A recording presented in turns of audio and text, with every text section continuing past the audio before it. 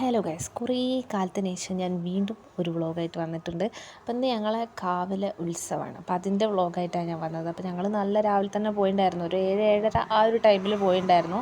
അപ്പോൾ അത് ആ സമയത്ത് ഗണപതി ഹോമമൊക്കെ കഴിഞ്ഞിട്ടുണ്ടായിരുന്നു.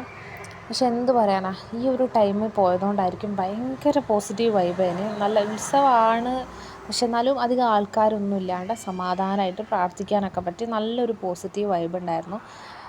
പിന്നെ കുറച്ച് കഴിഞ്ഞപ്പോൾ നാഗങ്ങളെ പൂജ തുടങ്ങി, നൂറും പാലും അങ്ങനെയൊക്കെ പറയും, ആ ഒരു പൂജ തുടങ്ങി. പിന്നെ അതൊക്കെ കഴിഞ്ഞ് തായമ്പക വന്നതിന് ശേഷമായിട്ട് ഒരു ഉത്സവമാണെന്നുള്ള ഫീൽ അങ്ങോട്ട് വന്നത്, ആ ഒരു വൈബ് കിട്ടിയത്.